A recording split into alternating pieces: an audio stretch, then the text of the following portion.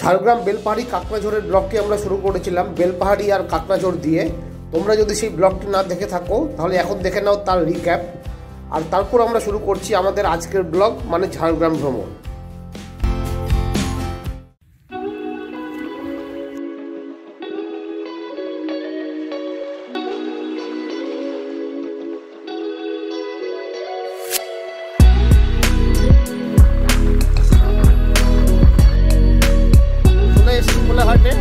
এখন ব্রেকফাস্ট করলাম, 10:30 বাজে।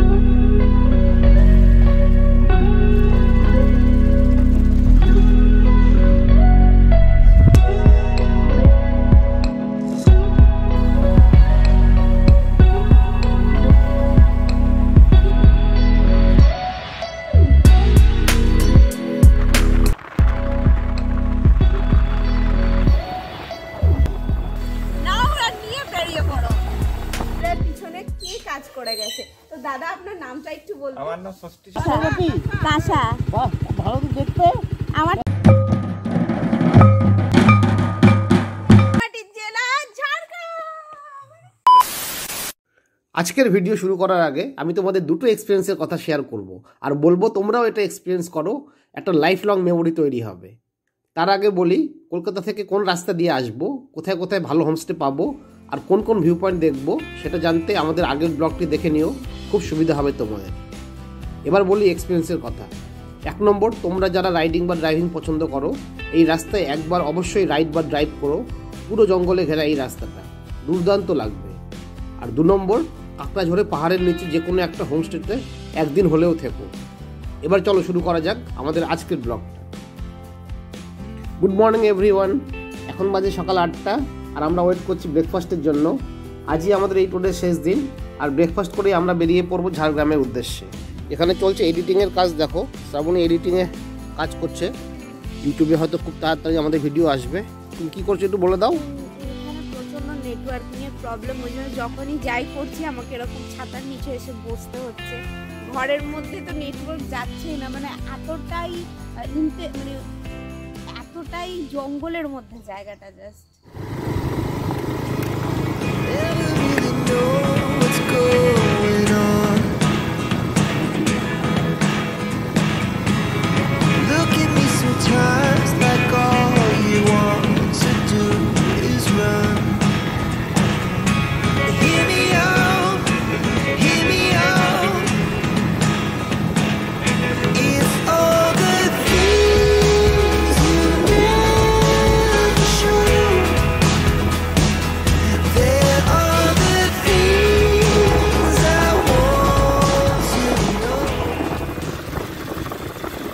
বাঁশপাহাড়ি থেকে প্রায় 64 কিলোমিটার রাইড করে আমরা চলে এসেছি ঝাড়গ্রাম। এবার আমরা ভিউ পয়েন্টগুলো এক এক করে দেখব। এই সিকোয়েন্সেই ভিউ পয়েন্টগুলো দেখো, তাহলে সুবিধা হবে তোমাদের। আরও সুবিধার জন্য আমি ডিস্টেন্সগুলোও দিয়ে দিয়েছি। তোমরা যারা ঘুরতে ভালোবাসো আর পুরুলিয়া অযোধ্যা পাহাড় সার্কিটটি এখনও দেখোনি, তারা দেখে নিতে পারো আমাদের এই ব্লগটি ডেসক্রিপশন বক্স লিঙ্কে গিয়ে, অথবা আমাদের চ্যানেল থেকে। ঝাড়গ্রাম ভ্রমণে আমাদের প্রথম ভিউ পয়েন্ট হচ্ছে খোয়াবগা বা খোয়াবগ্রাম, আর তার জন্য আমরা এই ম্যাপটি ফলো করব। দুধারে ঘন জঙ্গল আর মাঝখানে লাল মাটির সরু রাস্তা, দেখো কি অপূর্ব লাগছে এই রাস্তাটি দেখতে। আর আমরা যাচ্ছি এখন খোয়াবগা।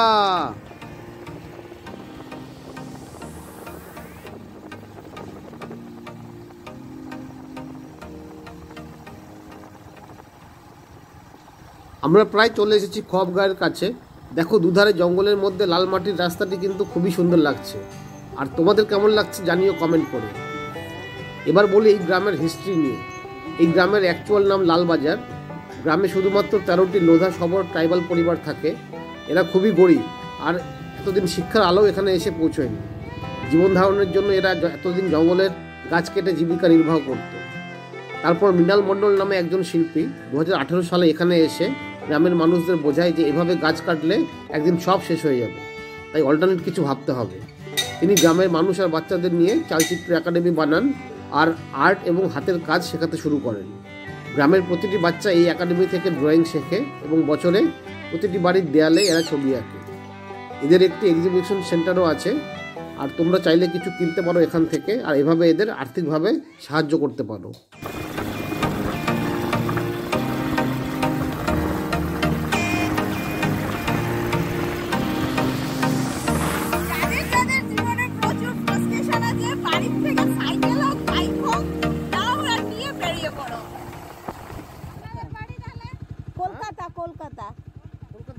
ঘুরতে এসছি, ওই বাসে ইয়েতে আছি, কি বলো ওটা, বাঁশপাহাড়িতে আছি। আপনাদের বাড়ি কোনটা, এটা নাকি? আপনাদের বাড়ি কোনটা, এটা? আচ্ছা, দিদি কি খাচ্ছ? ভাত খাচ্ছ? তোমার বাটিটা খুব সুন্দর। আমার ঠাকুমার কাঁসা ভালো দেখতে। আমার ঠাকুমার ছিল এরকম একটা বাটি, ওগুলো আগেকার দিনে। কি শাক এটা? মূলা শাক। আচ্ছা, মাছ কি ছোট মাছ? তোমাদের এই জলে মাছ হয়? এখান দিয়ে যে জলগুলো যাচ্ছে ওখানে মাছ হয়? পুকুর। এখানে পুকুর কোথায়? আচ্ছা, না মাছ চাষ হয়? বড় মাছ আছে। চলো আসি তাহলে। আসছি, টাটা।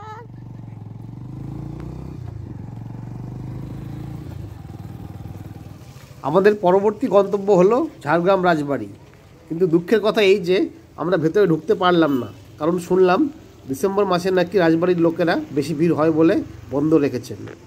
তাই আর কি করা যাবে, বাইরে থেকে এই ভিডিওটি করলাম জুম করে, আর কিছু স্টিল পিকচার দিলাম তোমাদের জন্য।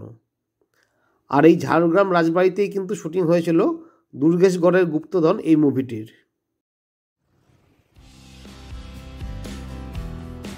আমরা এবার চলে এসেছি ট্রাইবাল মিউজিয়ামের কাছে। দেখতেই পাচ্ছ এটা একেবারে রাস্তার পাশে আর শাল জঙ্গলের মাঝে। ঝাড়গ্রাম রাজবাড়ি থেকে এর ডিস্টেন্স মাত্র 1 কিলোমিটার। আর এখানে ফরেস্ট ডিপার্টমেন্টের কোটেজও আছে। এখানে থাকতে চাইলে WBFDCর ওয়েবসাইটে গিয়ে তোমাদের বুক করতে হবে। WBFDCর লিঙ্কটা আমি ডেসক্রিপশন বক্সে দিয়ে দিয়েছি। আজ এখানেও কিন্তু আমাদের লাক খুব বাজে, মিউজিয়ামটাও আজ বন্ধ। যাই হোক, তোমাদের বলে দিই যে ট্রাইবালদের আর্ট এবং কালচার তুলে ধরা হয়েছে এই মিউজিয়াম, আর তাদের হাতের তৈরি অনেক জিনিসও প্রদর্শনীতে আছে। চিল্কিগড় রাজবাড়ি যাবার পথে হঠাৎ দাঁড়িয়ে পড়লাম রাস্তার ধারে এই ট্রাইবাল ডান্স দেখার জন্য। তোমরাও জাস্ট আমাদের সাথে এনজয় করো এই ট্রাইবাল ডান্সটা।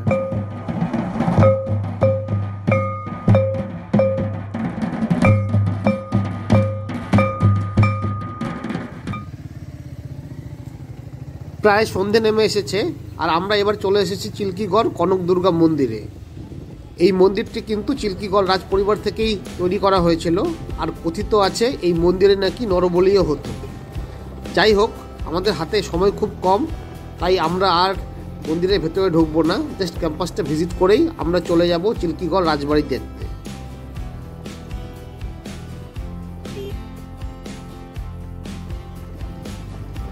কনক দুর্গা মন্দির থেকে আমরা এখন যাচ্ছি চিল্কিগড় রাজবাড়ি দেখতে।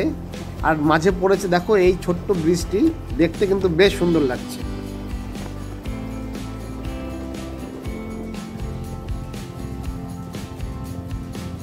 আমরা চলে এসেছি এবার চিল্কিগড় রাজবাড়িতে। দেখো সামনেই দেখতে পাচ্ছ তোমরা মেন গেটটা, খুব একটা মেনটেনেন্স হয় বলে মনে হয় না। বাদিকে কয়েকটা মন্দির আছে, আর গেট দিয়ে ঢুকেই কিন্তু ডান দিকে মেন রাজবাড়িটা।